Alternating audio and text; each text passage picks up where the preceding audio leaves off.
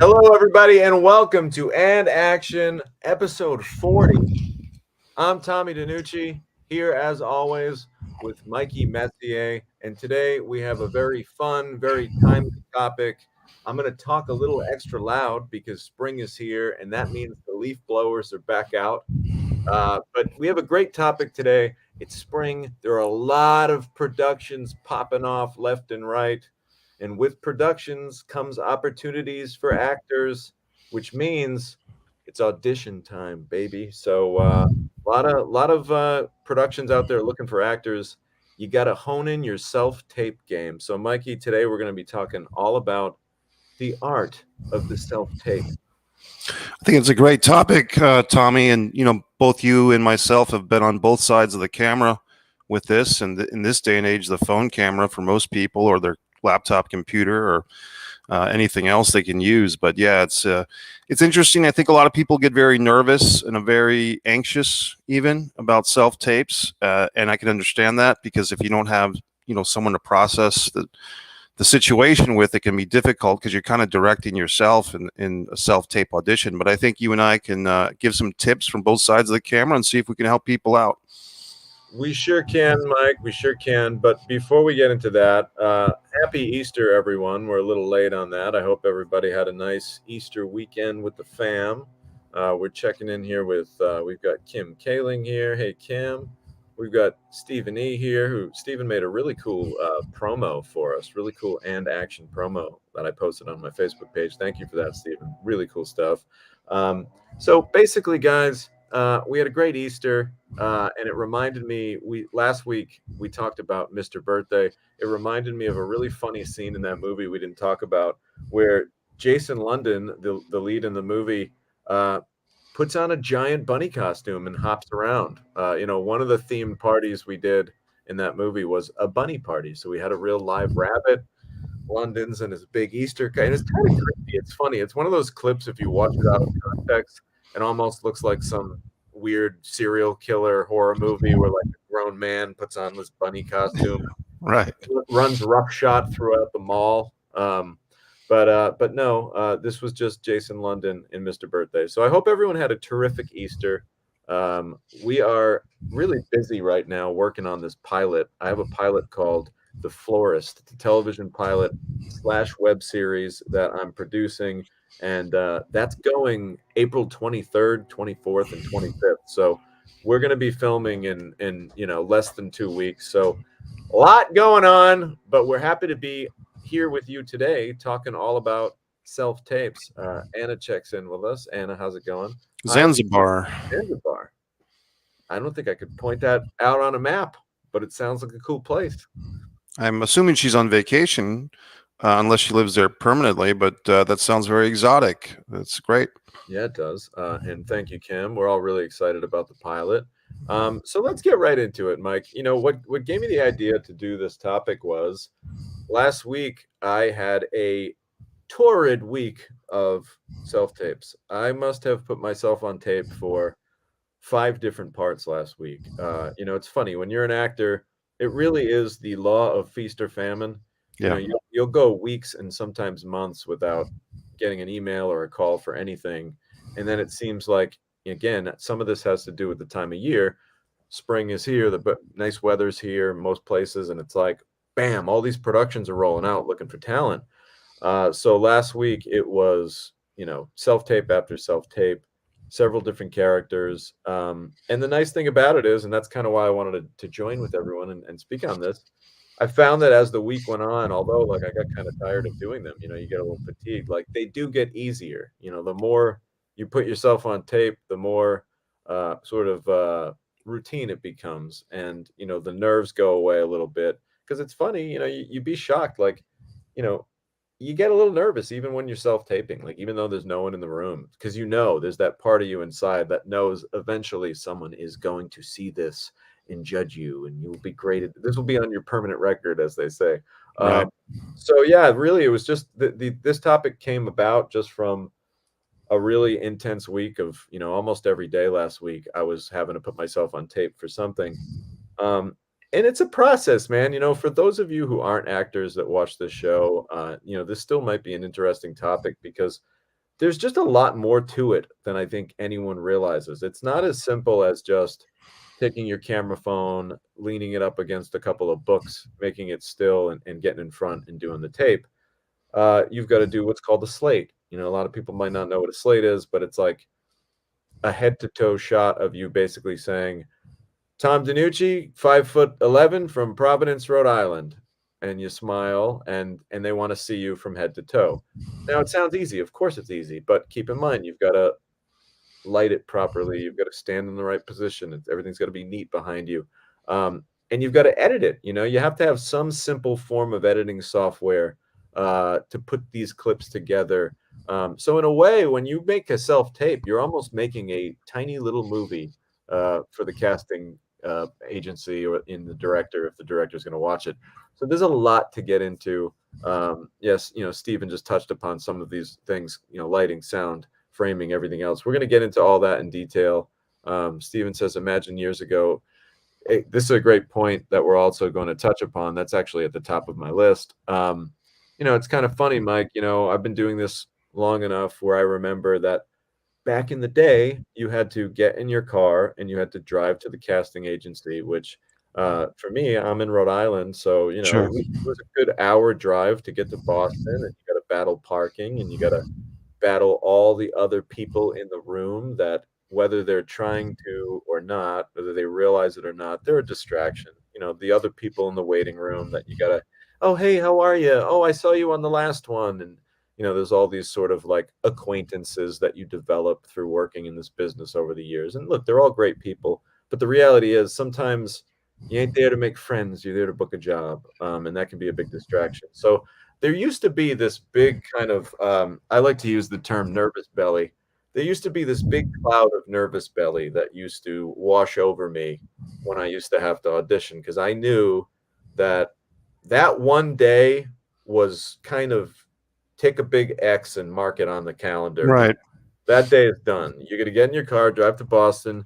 You've got to wait. You know, there was a waiting process, you know, and I hate to make this sound so negative, but it really was tough, you know. Once you get to the building, you got to sign in, and then it could be another 45 minutes, 1 hour, 2 hours before you get seen at that point. And you're at the mercy of the flow of the day and how quickly they're moving through things. And does the director want to stop and eat lunch? And everybody's going to have to wait for a little while. So it used to be a really tricky process. You'd get in the room, they'd finally call your name, and boom, it was like the firing squad. You're in a room with these people, and usually, listen, everyone's usually friendly and everyone's nice, and they'll say hi to you. But the reality is, you had one shot at it for the most part. You'd do your thing, you'd read your scene. And the one benefit to being there in person, I will say this is one part that you miss in the current day and age. Sometimes the director would say, "Hey, that was great. Could you try saying it like this?" And you'd get that interaction with the director where you actually get to take a direction and show the director that you have the ability to adjust. That part's a little lost in the shuffle now, but that's why they have callbacks. That's why they have actor meetings. Well, Tommy, just to jump in, when you say director, a lot of times when I would go to auditions like this in Boston specifically, it would the director of the movie or the TV show wouldn't even be there. It would be the casting director of the casting director office, who was kind of the stand-in director for the day for this process, and that adds another layer because you know a lot of times you hope that the casting director is on point or on the same page as the actual film director because you want to give them what they want, the decision maker. But sometimes it felt like, is the casting director really on the same page? Because I've been looking at this script and she's giving me some guidance here that doesn't seem to be like what I want to do. So I mean, there was all these elements of, and that's what can happen with actors, especially. You can get in your own head and play out all these hypothetical games, and you might be right, you might be wrong. But part of the anxiety, I think, is just not knowing.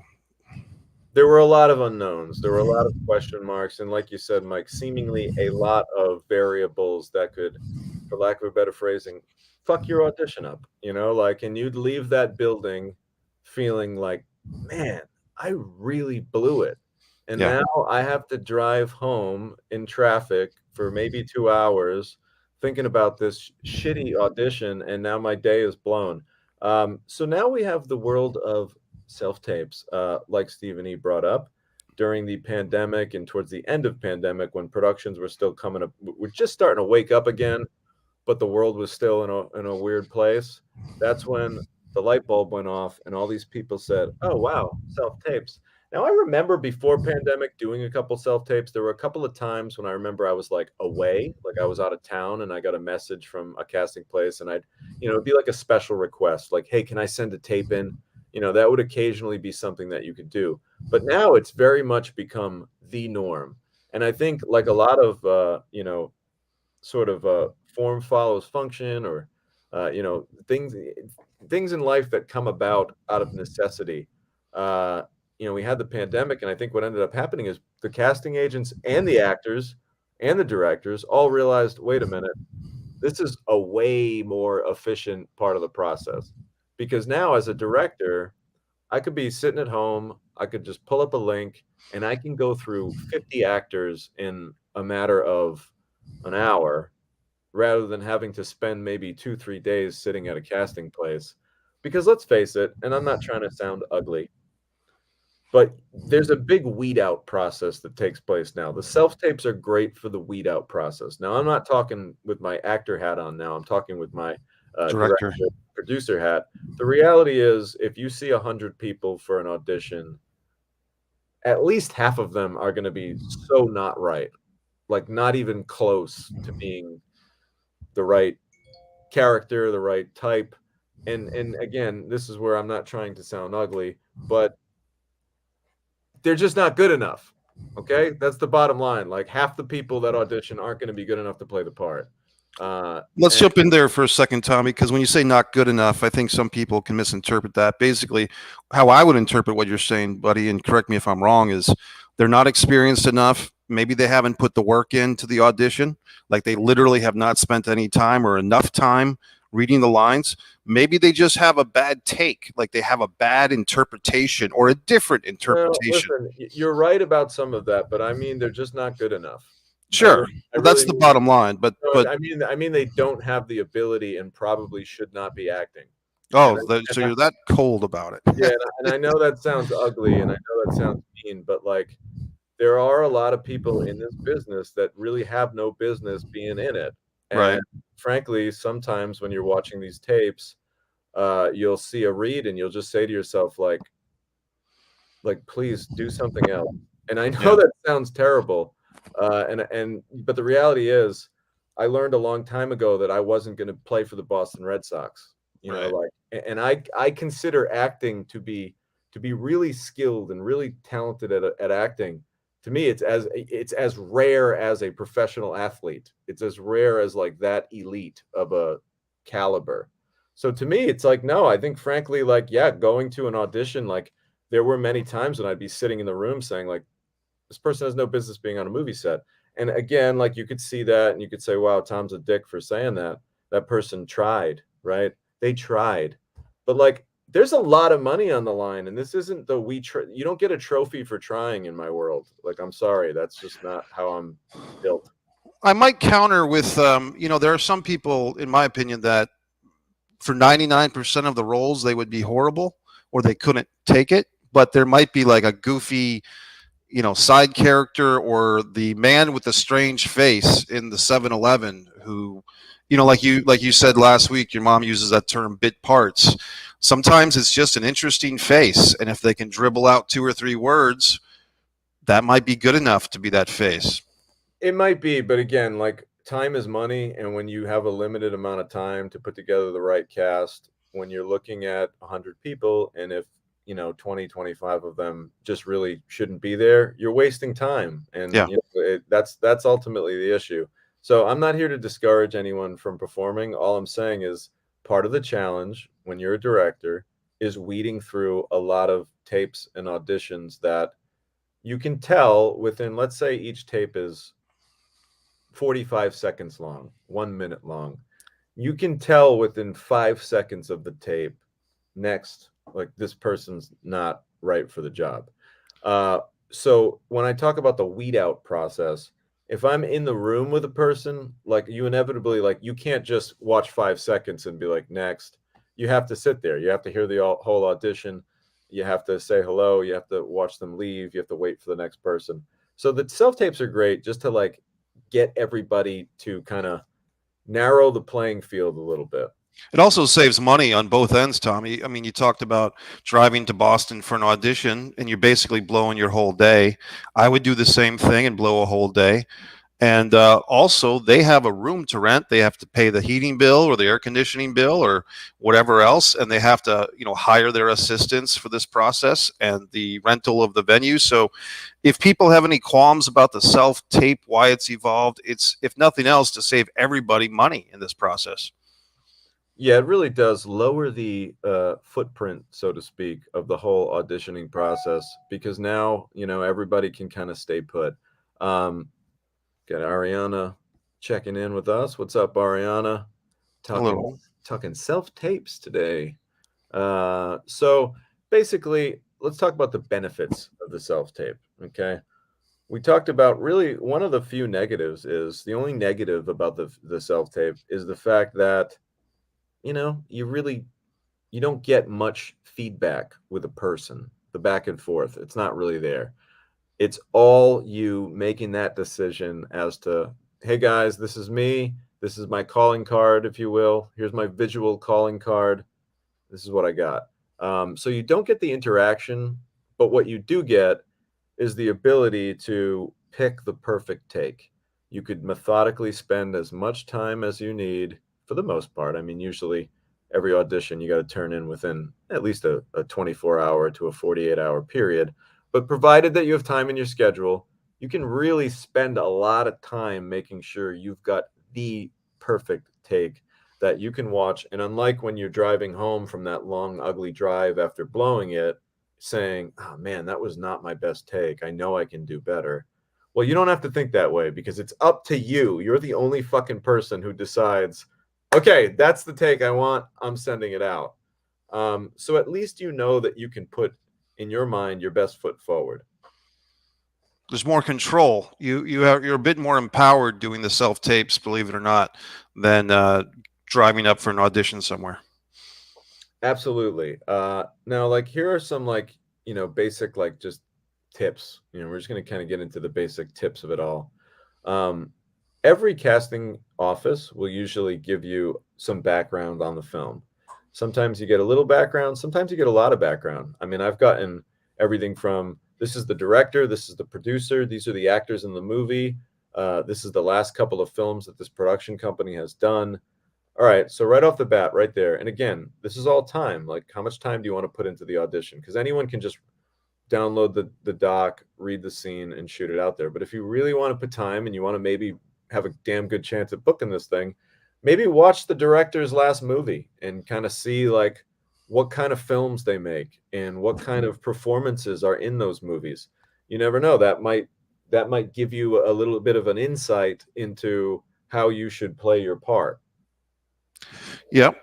And that's a great idea. And sometimes, Tommy, if it's a film or a TV show that's, say, it's based on a stage play, if you actually do the effort and find the original source material of the stage play or the novel, if that is the case in any particular situation, if you have enough time to read the whole material or at least get the idea of it offline, that can always help too. If there's a TV show that you're going for like a 1 day roll on, do the effort of watching some previous episodes if they're available. That type of thing it seems elementary, but sometimes I guess some people just don't realize they can do that or they should do that. Yeah, it's just again, they're giving you information for a reason. You should use it. Another thing that you'll see in a lot of these descriptions is you'll get a brief character description. Sometimes they'll tell you if they prefer an accent. Like I just got one. I just got an audition last week where I had to do a thick Boston accent. So it's like a lot of times they will tell you kind of what they want, or they'll say non-regional diction. So those are little things that you should be obviously honing into. And with that, again, I'm not one of these guys who I don't think you need to go out and like get a costume designer to put together the perfect outfit for you to audition in. But I do think that, okay, if I'm reading for a businessman, it's probably not the worst idea to audition in a suit or at Right. least a jacket and a shirt. If I'm auditioning for a punk rock guy, probably not the worst thing in the world to wear like a grungy t-shirt and jeans, right? Like wear a couple of, wear that chain necklace that you have. If you got earrings, put them in. If you have earrings and you're playing the senator, take them out. Do the little tiny things. Again, I'm not saying go to the salon that day and do your hair differently. Don't spend money getting a new haircut just for this part. But if the guy is a stoner, maybe mess your hair up a little bit. Maybe don't shave that day. If he's a banker, well, maybe you should comb your hair, or maybe you should shave. And I know these things sound obvious, but you'd be surprised how many people don't do these little things. When I watch an audition and I just see someone like, you're auditioning for like a senator and you're wearing a t-shirt and jeans, like what the fuck? Like, you're supposed to be taking me on some kind of like a visual ride and a little bit of escapism. And I know it's just an audition, but like that might be the one little thing. If I see someone, I'm like, oh, that guy looks good in a suit, like he does look like a senator. But if I see you in, a Bullwinkle t-shirt, I don't care as much. I think it comes down to this, Tommy. A lot of times, from the actor's point of view, it's a struggle between trying to get this thing in quickly. And sometimes these casting websites will give you that encouragement. Hey, a lot of roles fill up quick. Make sure you send this in as soon as possible. The sooner you send it in, the better your chances. Well, that's true. But if you're rushing the process and you're not getting the sports coat on instead of the t-shirt, or if you're not shaving your mustache or whatever you would have done in an ideal scenario, if you're rushing just to beat the clock, it's a balancing act that there's no set formula either. And a lot of people get caught up on trying to figure out the exact mathematics of this, but this is an art. It's not a science, so to speak. It's not a a geometrical equation. You have to kind of feel it out, but do it quickly, because you don't want to be the person who turns in their audition tape last either, I would say. Well, you know what, Mike, and for the sake of good podcast banter, I got to say, like, I don't think that really matters. I really don't. I've been in those situations where I've watched 100 auditions, and that maybe not the last one. That's probably a little scripted. But like towards the end, if it might be refreshing to see someone like, wow, finally, Right. someone gets it. You know what I mean? So like I wouldn't worry, like you said, I would worry more about putting out the best product. If they say get your tapes in Thursday by 4 p.m., if it's Thursday at 4 p.m., that's fine. If you get your tape in at 3:59, that's fine. I would rather you have the best tape out there and be the last person to send it in than shit something out and not be happy with it. So I mean, again, like, it's kind of funny though. There is a little bit of that. If you want to hear a quick director insight, here's the deal. The truth is, directors want to cast actors. We want to cast somebody. Like, we want that audition to be perfect so that we can say, awesome, cross it off the list. Like, I've got literally 20 people to cast in the next week. Like, we're really dying to see something great. So you're right, Mike. Sometimes those first couple that come in, like maybe that first really great audition, they can kind of like play in your head as like a favorite. Like, oh, we really did like that person.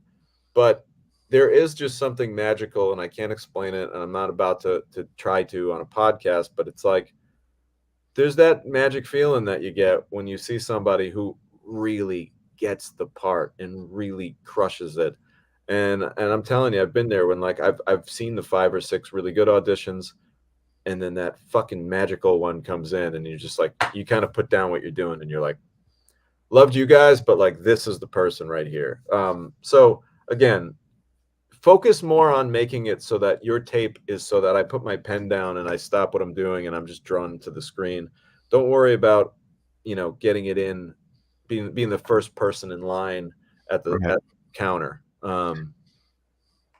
Hey, Tommy, have you ever used, as either an actor or as a casting director yourself,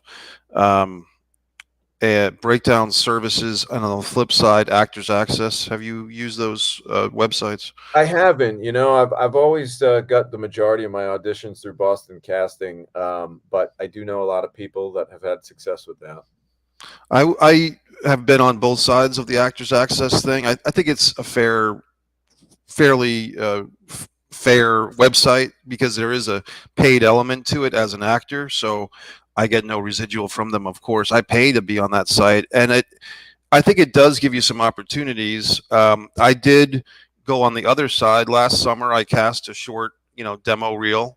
It was for one female actress. I kept the age pretty broad, between 18 and basically 60, and I think I got 175 inquiries. Women sending in their headshot. Even Wow. one guy sent in his headshot. So, but it was strictly a female role. Of the 175, Tommy, I think I said to 100 of the 175, yes, here is the audition material. Here is the whole monologue. This is the whole thing. I'm not holding anything back from you. And if you even want to do research, this monologue is based on this book that I also wrote. And I sent it to these 100 people. And of the 100 people, Tommy, how many do you think turned in audition tapes? 3. 40, about 40, which Okay. I thought that was great, Yeah. So of the 40 that actually, and Tommy, I actually knew one woman who was always telling me she wanted to work with me and all this stuff.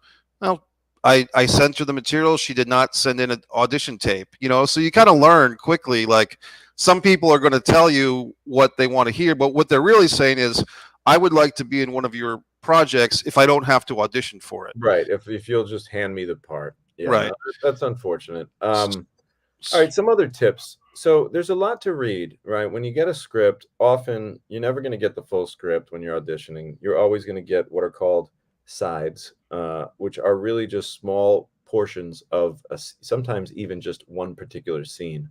So I always try to read the shit out of those sides. Sometimes you'll even get sides from the scenes before or after your scene, and they'll have a big X through it. Read those pages too, because you never know what you'll pick up off of those pages that you can use, even if it's right down to like, oh, that's a funny scene. This is a funny scene. This is a pretty funny movie. This I can do this audition kind of light. So just use everything. You're kind of when you're auditioning, when you're making a self tape, you become like a detective. You have to use all of the clues around you to decide what does this director want? What the fuck are they looking for? Do they want me to be serious? Is this funny? Is this scary? Like what am I trying to get at? And there's always that one little moment that you can decipher, that you can find in the script. There's always that one little chance that you have to be unique, to put a button on something, whether it's, ooh, I like that line, or ooh, this part requires a little physicality. So you should always be looking for the moment. It's almost like, and I wasn't a great student, so don't take this the wrong way. But you know how sometimes in school, like you could remember, like, oh, the teacher's making a big point of this. This is probably going to be on a test. Highlight this. I Yeah. like this shit. So it's almost like when you're reading that scene, you could be like, oh, this is the crux of the scene. This one moment where this character says, you know, but I've got my phone right here. Like, oh, that's what the scene's all about. Okay. So really like figure out what that moment is, because that's probably what the director is looking for. And I'll tell you, from being on the other side of it, we've literally been like, yeah, he was great, but he didn't hit that one part that we really are looking for. You know what I mean? That one, there's always that. So mark my words, there's always that one moment in the script. It's like the cheat sheet. Here's the cheat code that I'm giving you, and I wish I knew exactly what it was. I don't know what it is, but it's your job as the actor auditioning to figure out what's the one line of dialogue or the one physical moment that's like, this is going to separate me from everybody else, how I say this right here. Yeah, I remember our casting director friend, Annie Mulhall of Let's Do It Casting there in Rhode Island.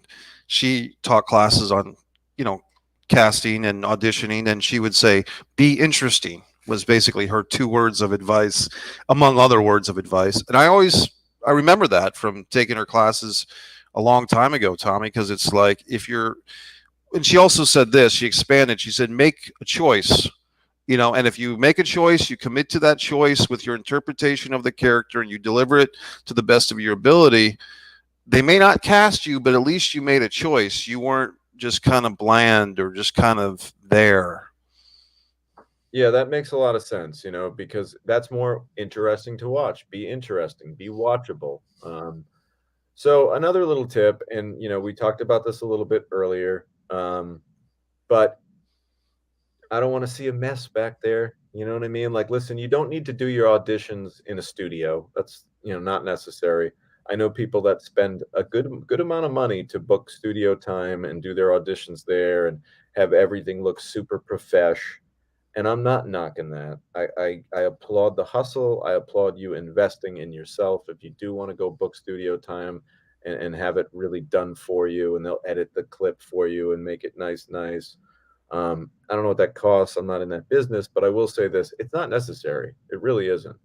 Michael Jordan could play basketball in sandals, and he'd still whip anyone one on one. It doesn't matter. If you're a great actor, if you're really good at this, you could be standing behind a curtain like that, right behind me. Any curtain, any solid wall in your house.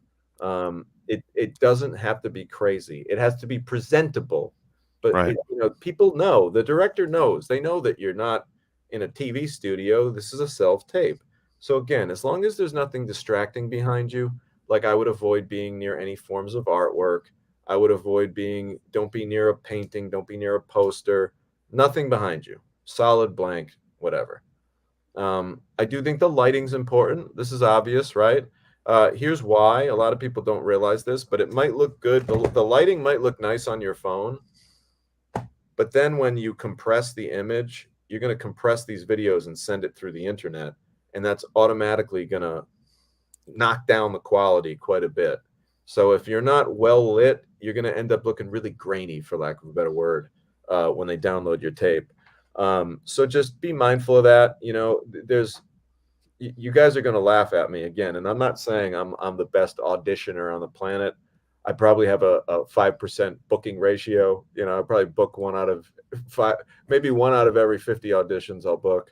But the reality is, all I use to light myself is I take a lamp like this. Sure. I have a big white piece of cardboard that I use to like write notes down. I use that as a bounce card. I put the white piece of cardboard up and I flash this light at it. Ta-da! And I'm fairly well lit. And again, I'm not saying you need to hire a gaffer and bring in a 10K light to light yourself, but just make sure that it's not grainy and it looks nice. And again, this is the movies. We're trying to get these directors to believe in the illusion that you belong in a moving picture. So like, try to look good. I mean, it sounds simple, but it's a big one. Yeah, and that's a great point, Tommy. Sometimes, for instance, people that have kids, if the kids are in the other room running around or they're watching TV and you're doing your audition tape in a room that for you, you're used to it because you're the parent, you're used to the background noise of the kids and the TV.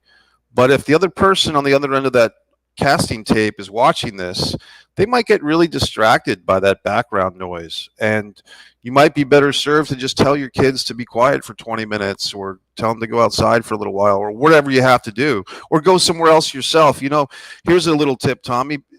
Most libraries throughout the United States, at least, have little study rooms.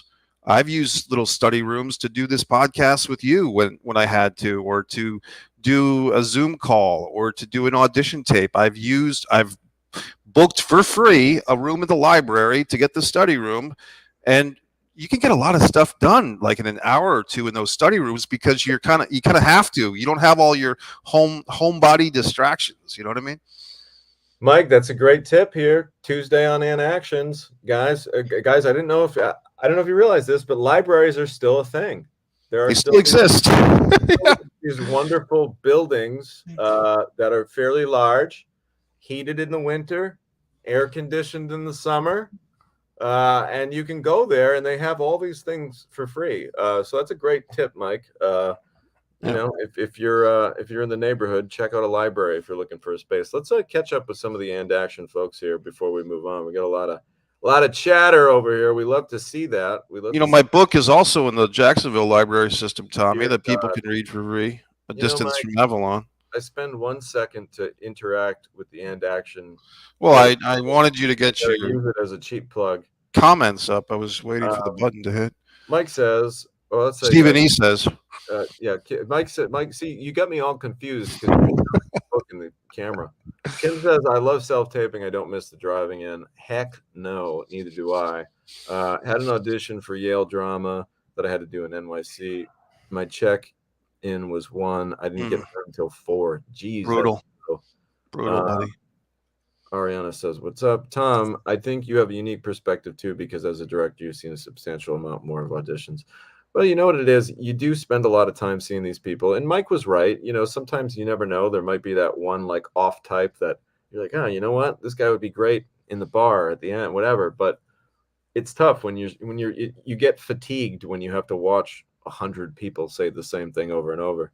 Um, let's see. I got a call back from a self tape.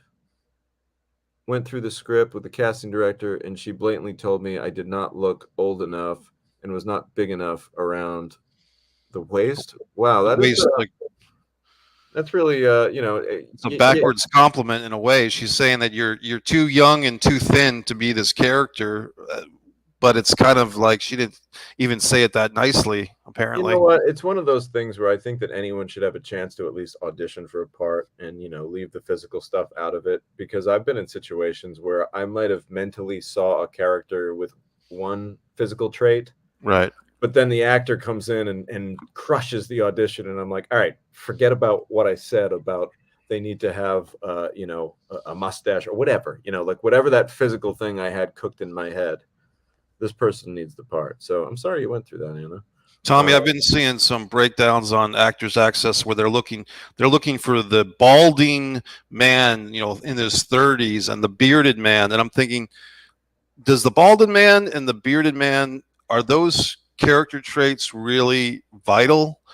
Maybe they are, but they just seem like they have these idea of these backwoods guys that they're putting out there, and it's like you might be shutting down some really good actors that don't happen to be balding or don't Yeah, happen to have a beard right now. You know and what I mean? not for nothing, but and I've seen this. I actually did a great movie. There's a movie called Bleed for This out there, which we're gonna do in long form someday. And I worked with Aaron Eckhart, and they shaved a bald spot into his head. He's not bald, but the character was bald, and it looks terrific. So I mean, like you're absolutely right, Mike. They should never shut anyone out because they're not bald. Because guess what? Any good hair person could make that happen with movie magic. Okay, let's see. Steven says this is a big help. You can see, I think Steven's talking about checking out directors' movies. I did a scene last week for a movie called Most Violent. When I looked at the script, it was 1981 New York, so I researched New York at that time. Yeah, man, you got to use all those context clues, develop your character, and make people believe that you're them. You don't need a costume, but look the part. Uh, let's see. Creating the environment, giving a grounded performance is essential. Kim says, I have gotten quite a few quality auditions off Actors Access, including 3 for Junction and Smile. How about that? That's pretty cool. No, Kim is a hustler. She's out there doing a lot of auditions. Read that X stuff. There is gold there. The X pages. Yeah. John Fiore. Hey, John. John Hey, says, John. I would normally hand out a couple of pages as a writer. I tended to write a little directing in the action. Yeah, it's always nice to, have a little idea of what's going on. The action lines are some of my favorite parts of the script. It's all about saying a lot with a little. I'm actually reading John Fiore's book these days, his novel. Oh, very cool. Uh, Use what you have. Just make sure it looks clean and lit. I started out with lamps. Yeah, you don't need much, man. Have a blank wall, pop-up screen. These are all really great tips.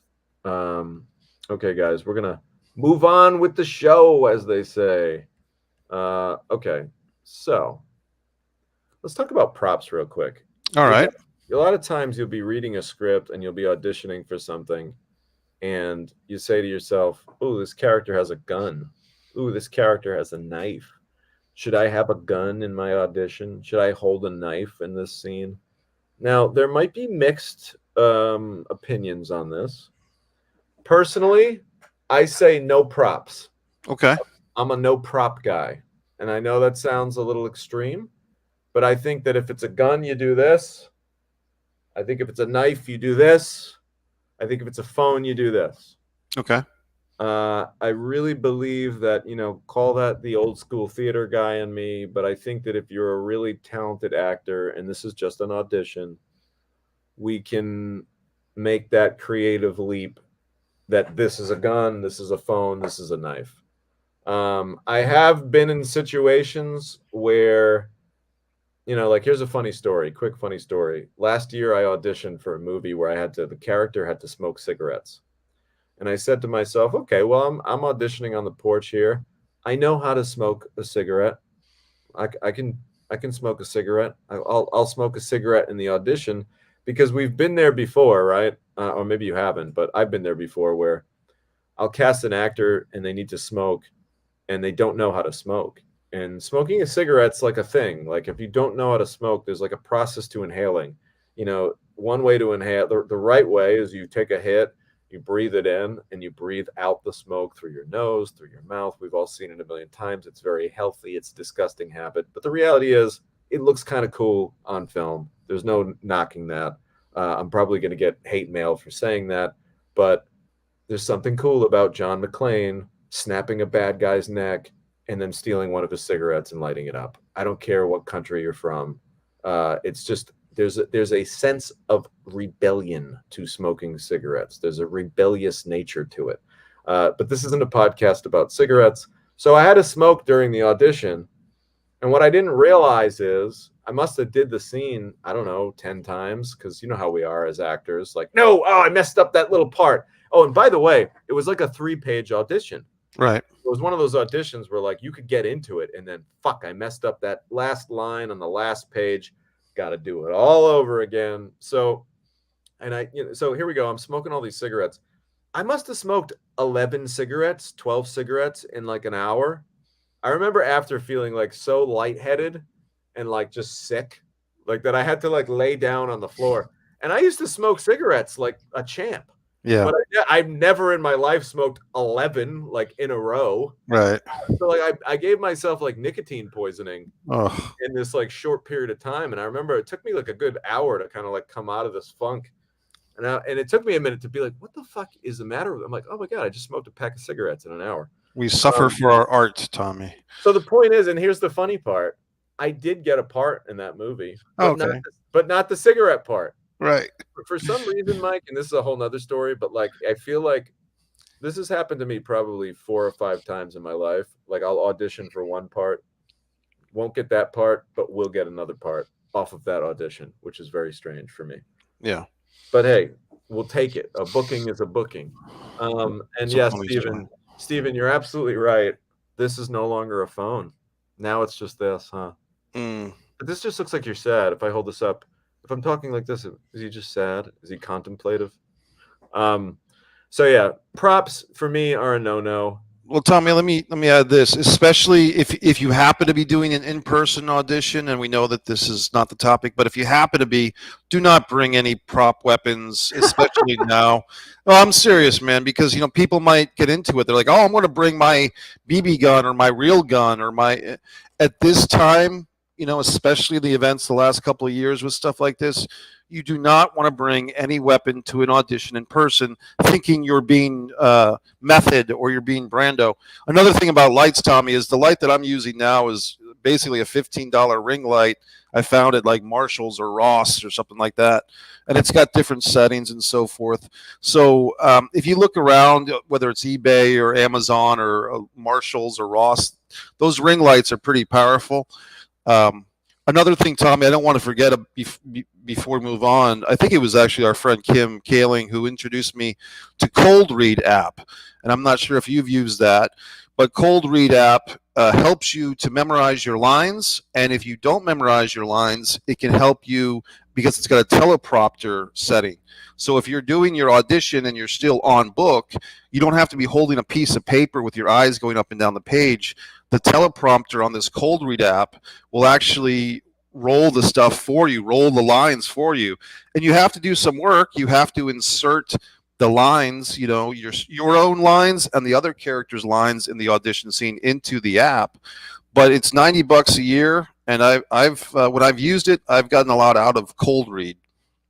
That's a cool program, Mike. That actually makes me want to segue into one of our next topics. But hold on, Kim just shot something out here about that. I went to an in-person audition last year. Out of the 20 that was there, the casting director brought us all in a room and thanked me for not using a prop. It was a cookie commercial. How do you like that? See? Good. This isn't a Carrot Top show. We're not prop comics. You don't need to audition with a prop. So yes, we talked about clean audio. You might want to check your playback. This is another thing. Like I had people landscaping outside. Maybe wait for the landscapers to leave. Like Mike said, wait till the kids are, get picked up by your sister or something and are out of the house to do the audition, whatever it may be. Make sure your dog isn't barking in the background. I've heard that one before. And it's like, are you really auditioning with your dog, like just going insane in the background? Like, Right. is it a real thing? So on to what Mike said. This is actually like we're gonna almost close out the show with these last couple beats here. To be off book or to not be off book, that is the question. Now, naturally, we always want to be off book because you're not truly acting. Acting does not take place truly until you have committed everything to memory. Otherwise, you're reading, you're being a little bit of a character. But when we're reading, we can't truly hit those decisions and make those choices like we want to. That said, there's going to ultimately be times when you get handed this 5-page audition and it needs to be done tomorrow. And I don't care, unless you have some kind of robotic memory, you're just not going to be able to be off book. But guys, remember, it's a self-tape, so we have the ability to cheat a little bit. So don't be afraid to cheat. Nowhere in the email from your casting agency does it say, do not use cue cards, right? If it helps you, like, why not take a big old poster board and write your lines out on it and prop them up right by the camera? Because guess what? You're not supposed to be looking directly into the lens when you audition anyways. So if your eyes are locked off to the side a little bit, reading something, that's fine. It's better than not knowing the lines or making it up. What I do, which, if anyone wants to take a page out of my book, feel free. But on the porch, I do all my auditions. I set up my camera on a little tripod. And I have my TV set up here. It's a 40-something inch screen TV. And I just blow up the script and I have it kind of right in front of me. If the scene's too big, I'll cut it in two. I'll make a duplicate and I'll have one page on one side, one page on the other. And it's there. It's a comfort zone. It's like it's a security blanket. If I need it, it's there. I can look at it. I still try to memorize the lines, but why wouldn't you have it up there? It's a self-tape. Nobody can see you. You can't do that in the room.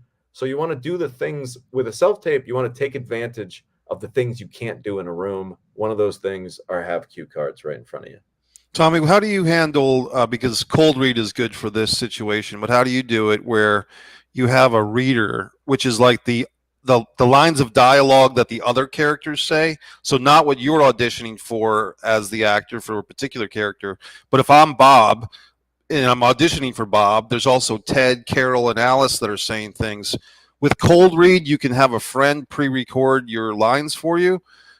Kim and I have done that for each other, or I've even done it where if I'm in a time jam, Tommy, I'll put on a fake voice, a squirrely voice or something, and I'll do the other characters in the squirrely voice and then do my own normal voice for what I'm auditioning for. Might I recommend never doing a squirrely voice? You don't like the squirrely voice, Tommy? Ever. That would You're make not going to cast me in Vault 2? I wouldn't cast you just because of that. But I will answer your question. I do. What I do is I personally, it's not like I don't like reading with people. The reality is, number one, I don't really like bothering people.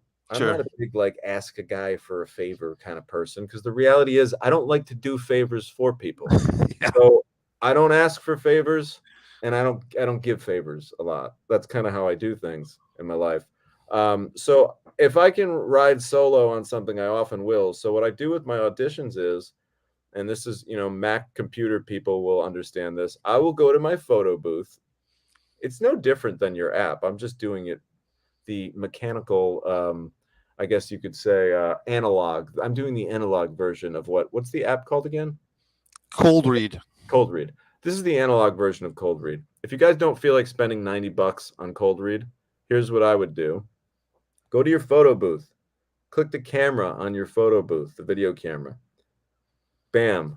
Click record. Give yourself 5 seconds of lead time at the top of the clip because you're going to need time to press play on that shit and then run back into position. And then boom, what I do is I read the script and I read the other person's lines. And then this is the art of it. And this isn't for everybody. I know that because it requires a little bit of timing.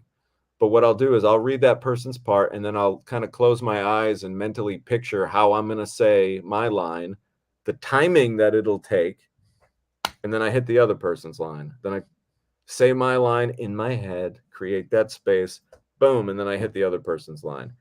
It's very painstaking in a very slow process, but what it does is it almost forces my decisions because it's like I know I've got this amount of time to hit my line and then move on. And in a weird way, I'm also learning like what the other person's saying, where the cues are. Does it get frustrating? Of course it does, because there are a lot of times when like during the audition, like I'll take just a little too long on my beat, and then Right. the next line will come in and I'll be like, fuck, and I'll have to start it over. There are plenty of funny outtakes of me doing that. But The that's context. Yeah. that's what I do, and that's my process, and that's what I'm comfortable with. Is it the right thing to do? Probably not. It's probably ass backwards. It probably is. I'm probably losing an entire step, but that's what works for me to get the best tape out. Well, if it works for you, then do it. I mean, there's an acting book or two that said whatever method works for you is the method that works for you, and you don't have to be apologetic or you don't have to get other people on board with how you do things. I am going to patent the Squirrely Voice app, Tommy. So you'll be seeing that coming to your iMac phone 13 or 14 next year. And Mike, I will gladly support the app when it comes out. I just won't cast you in anything you do with Squirrely Voice. Oh, come on. But no, just Squirrely Voice. I didn't say I wouldn't cast you in general. Right, Just right. not the Squirrely Voice. Well, yeah. So anyway, there's more than one ways to skin a cat. But we're both cat fans, so maybe skin a alligator. But Yeah. in any event, Tommy, there's so much to say about auditioning and the process. If I could ask you, as a director, well, I'll give you my thoughts first, and then I'll ask for your feedback. Of all those 40 tapes that I had last summer, there was one woman I actually had in the script. You know, when you write beat, like the beat means take a breath, take a pause. The actor, I guess, was pretty inexperienced because she actually spoke beat, and she actually said like, and then a beat, and she actually did a pretty good. She had enthusiasm, but like you said, her background was pretty nuts. She was rushing through it, and I actually felt like this is someone that, with the right acting coach, could do great things. The person that I did cast for the role, by the way, a young woman named Jessica, she actually was working with a acting coach before my audition came along, and then she brought my audition to her acting coach as like, hey, let's work on this because I really want this role. Well, I think her acting coach was really good because her Jessica's audition was head and shoulders above everybody else's, including what I would say like a B-list or C-list celebrity. So if you do put that work in, if you have an acting coach that you're working with, why not have them work with you on your audition piece if it's something you really want to get? Yeah, I can't think of any other reason to even have an acting coach if they're not going to help you with your auditions. You know, what's the point? And I was going to ask you, Tommy, towards that end, when you look through a bunch of tapes, a bunch of audition tapes, is there like deal breakers beyond what we've already mentioned with the bad audio, the bad visual? Is there performance deal breakers? Is there? Yeah, well, let's talk about those. Yeah. Let's talk about performance deal breakers. Here's a tip. Use the space in your audition tape. Like, don't be afraid to occasionally, like, you know, if something's close, like, let's say this is my audition frame, but then there's a line that I really want to say, like, don't be afraid to go in and say it like that and get up to the camera, because then you're almost showing the director, like, hey, like, this is what I would look like in a close up. Like, I will use the space sometimes, but don't get that shit confused with this. And then when you're talking, your head's moving around and like, don't move. Don't move. That's my advice to all actors. The number one sign of an amateur actor is one who is moving too much. A person who, like, when I deliver the line, let's say the line is, I don't want you to move. They'll deliver it like this. I don't want you to move. Right. And see how my head is whipping all around this little tiny frame? Look how small this frame is. It's Yeah. so fucking small that if I even move it just this little bit, it's going to look ridiculous on camera. Whereas if I say, don't move your head, but if I move it with my eyes a little bit, I'm like, don't move your head. Boom. Now we've still got a little movement, but we're not whipping around. So move with your eyes, right? But don't move with your friggin' head, because the second you start moving this thing around, you lose all credibility as an actor. Yeah, and if you were doing a theater audition, it might be a different thing, especially it's like a dinner theater or a large performance, musical or something. It might be a little bit different, but for film acting, especially, I think Michael Caine said it in his book, Tommy. Michael Caine on film acting. Uh, Stage acting is a surgeon with a knife, and film acting is a surgeon with a laser. It's a really different thing. We don't want to get into it. Another thing that I notice as a amateur actor, the amateur actor alarm goes off. A lot of people want to like lean in when they say something. Right. Like if there's an emphatic beat at the end, if it's like today is Tuesday, like instead of saying like today is Tuesday, they'll say today is Tuesday. Whenever I see that, like kind of like to when you emphasize an Yeah. entity by like stepping forward, bad acting 101. And here's another one that directors hate: indicating. Don't indicate, meaning I see a lot of actors, if the line is like, I need to tell you something, they say, I need to tell you something. You should do this.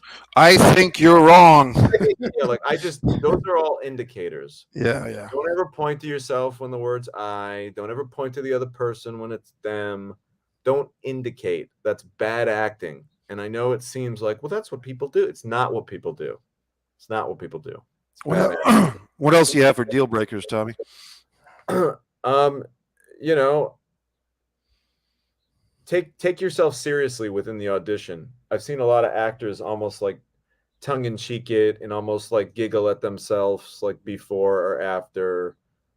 Just be a professional in there. And another thing too is I know a lot of times people will be like, oh, I didn't know which take to pick. This kind of goes into coming up on like I said, we got one or two more little topics here and then we're going to wrap it up. But which take do you pick, right? Isn't that the most difficult decision to make? Sometimes you'll be auditioning your scene for an hour or two and you're kind of getting tired now. You're starting to feel like you're almost over manufacturing the scene and you call it quits. You say, all right, I think I got a good one.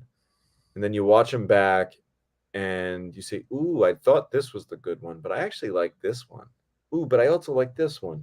Now you start playing this fucking game when you're like, well, I like the opening of this one, but I like the middle of this one, but I like the end of this one. Yeah. And it's a really tricky game. And it's not good for your mental health either, because you can sit there and really like kind of toil over it. So what I usually do is usually there's the one take that kind of like sings to me and I'm like, that's it. That's it. But if there's a few that I'm torn on, don't be afraid to send it to like 4 people that you really trust, 3 or 4 fellow actors, fellow filmmakers, whatever.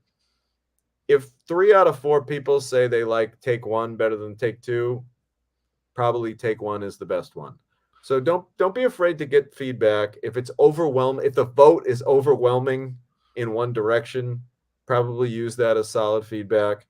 And I think here's the other thing too, if you did have 2 takes, one where the opening was strong and one where the end was strong, go with the one with the strong ending. You That's always a good want piece of advice. to, leave, like if you weren't sure about the opening, but you crushed the ending, go with the one where you crushed the ending. So the last thing that casting director or the director sees was, wow, that was strong. And that's really all I have for advice. Try not to be too serious about the Right. whole process, because again, it's such a judgmental process. But the reality is, don't take it personal, because you don't know what's cooked, what's already been baked into that director's head, and they're just like, no, this person's blonde, no, this person's heavy set, no, this person's tall and thin.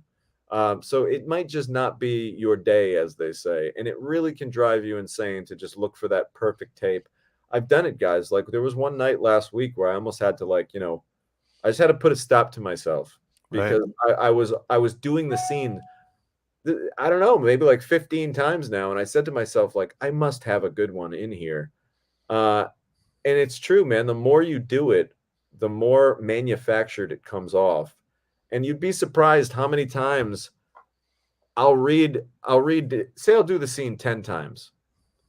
The first one or two are the best ones Right. because it's not fucking repetitive. It's not, usually what ends up happening is the first take is shaky, the second one's really good, the third one's good, but there's still something you're not thrilled about it.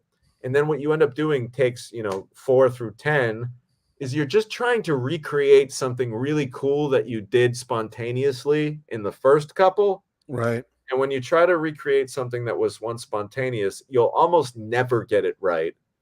And now you start missing the actual meat of the scene because you're just trying to recreate one cool little thing that you did. So again, yes, spend the time to get the right take. Don't spend 2-3 hours doing it. You're going to end up just coming up with shit and frustrating yourself.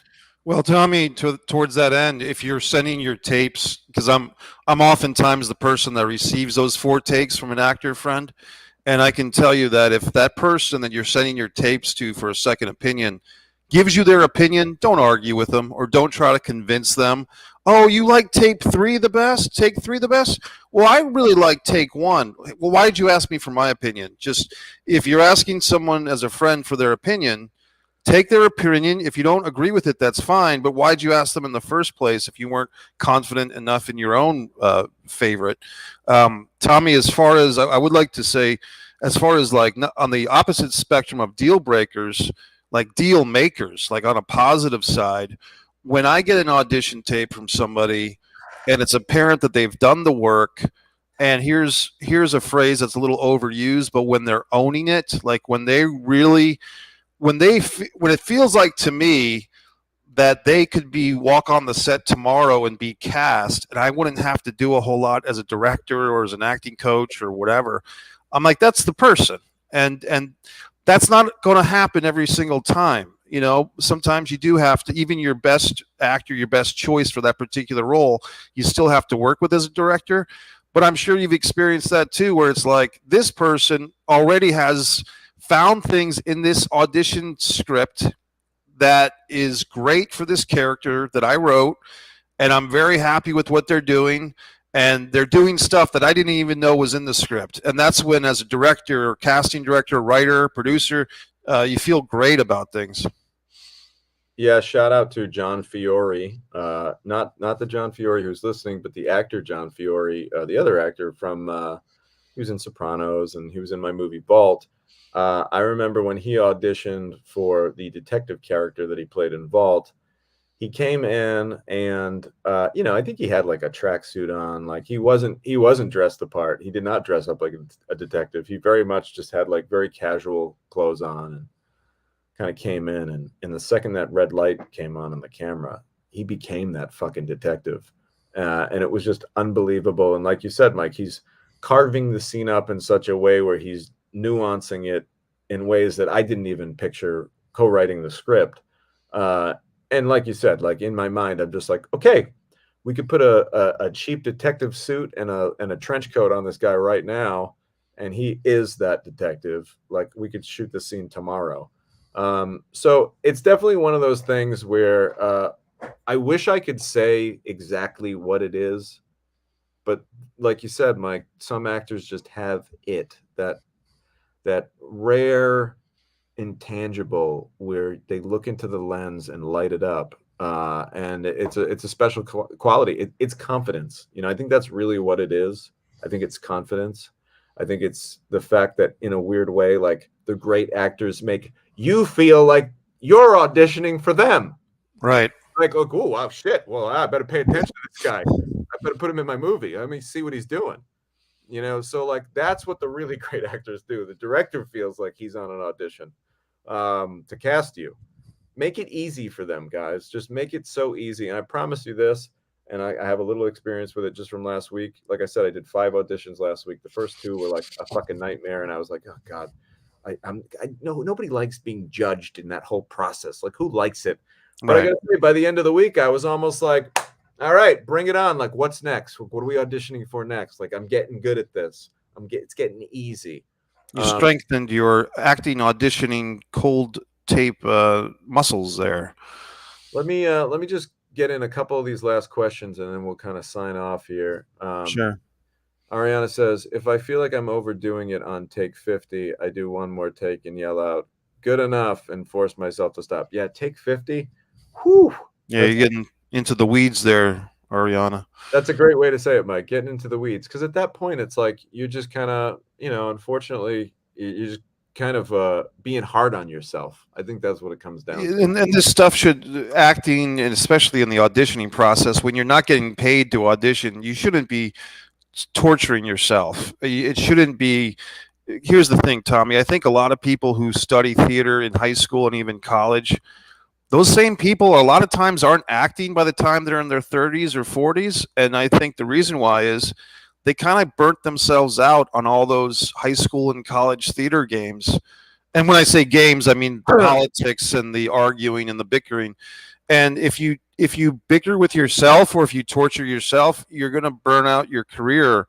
It's like the wrestlers with their bump card. Actors might have a rejection card that you can only take rejection or frustration so many times before you get sick of the whole thing. Ari says, glad I caught this at the end. Been working on a new project. I'm going to be filming in New York. It's always great to have you guys. Well, thank you. And happy birthday, by the way. His birthday was last week. Ari's birthday was not too long ago. There's an app called Actor Trade. If anyone's looking to get some more help with that. Ariana says, hey, Ari, we love the community we're building here on the show. Ari says, I like to look at my mannerisms and make sure that I'm not doing the same thing for each audition. Does that make sense? Yeah, absolutely. I mean, that's another thing. Sometimes, a lot of times for like I did 3 scenes. I auditioned 3 scenes for one part last week.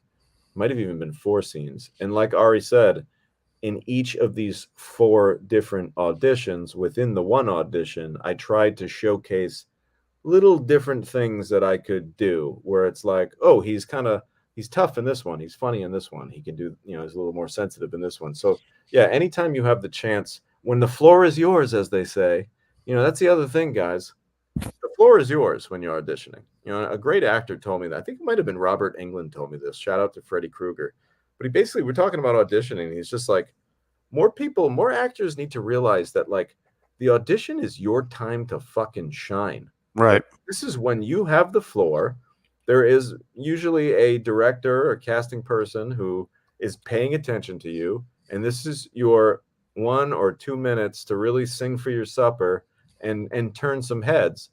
And as much pressure as that might sound like it is on you, fuck the pressure and embrace the opportunity and the enjoyment that you get to actually perform in front of these people and show them a part of you that can make money at the end of the day, that can actually make money. We can package this up, put this in our product, go out to the market and make money with your face. So I know it sounds like an easy thing to say, but try to have fun when you audition.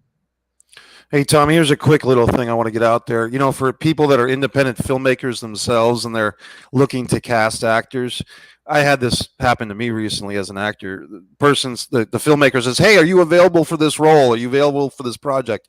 Yeah, sure. Here are my availability, blah, blah, blah. Then I hadn't heard anything for a couple of weeks, and I sent the guy a little Facebook message, hey, what's going on?